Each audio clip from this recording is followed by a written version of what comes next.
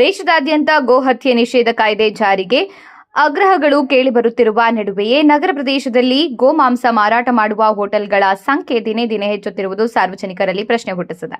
ಗೋವುಗಳನ್ನು ಸಾಗಾಟ ಮಾಡುವ ವೇಳೆ ಕೆಲವು ಸಂಘಟನೆಗಳು ದಾಳಿ ನಡೆಸಿ ವಾಹನಗಳನ್ನು ಪೊಲೀಸ್ ವಶಕ್ಕೆ ನೀಡುವ ಸಂಘಟನೆಗಳು ನಡೆಯುತ್ತಿವೆ.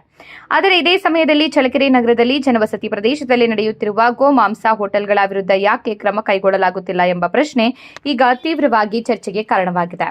ಈ ಹೋಟೆಲ್ಗಳಿಗೆ ಗೋಮಾಂಸ ಸರಬರಾಜು ಎಲ್ಲಿಂದ ಆಗುತ್ತಿದೆ? ಹೋಟೆಲ್ ನಡೆಸಲು ಅನುಮತಿ ನೀಡುವವರು ಯಾರು? ಸಂಬಂಧಪಟ್ಟ ಇಲಾಖೆ ಅಧಿಕಾರಿಗಳ ಮೌನ ವಹಿಸಿರುವುದೇಕೆ? ಒಂದು ಕಡೆ ಗೋಹತ್ಯೆ ನಿಷೇಧದ ಹೆಸರಿನಲ್ಲಿ ಕ್ರಮ, ಮತ್ತೊಂದು ಕಡೆ ಬಹಿರಂಗವಾಗಿ ನಡೆಯುತ್ತಿರುವ ವ್ಯಾಪಾರ. ಇದು ಕಾನೂನಿನ ದ್ವಂದ್ವ ನೀತಿಯ ಎಂಬ ಅನುಮಾನ ಸಾರ್ವಜನಿಕ ವಲಯದಲ್ಲಿ ಮೂಡಿದೆ.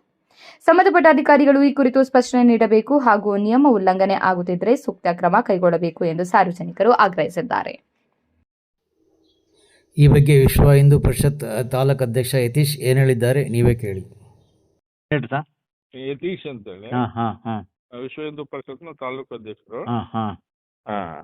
ಅದೇ ಮೊನ್ನೆ ಬಕ್ರೀದ್ಗಿಂತ ಮುಂಚೆ ಸ್ವಲ್ಪ ಗೋವುಗಳ ಇದು ಸಾಗಾಟ ನಡೀತದೆ ಅಂತೇಳಿ ಅದ್ರ ಬಗ್ಗೆ ತಹಸೀಲ್ದಾರ್ ಮತ್ತು ಪೊಲೀಸರು ಮನವಿ ಕೊಟ್ಟಿದ್ವಿ.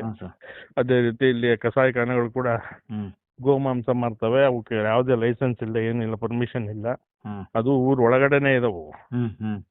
ಬೇರೆ ಎಲ್ಲ ಕುರಿ ಕೋಳಿಗಳಿಗೆಲ್ಲ ಅಲ್ಲಿ ಊರ್ ಹೊರಗಡೆ ತಗೊಂಡೋಗಿ ಮಾಡಿದ್ದಾರೆ ಕಸಾಯಿಖಾನೆಗಳು.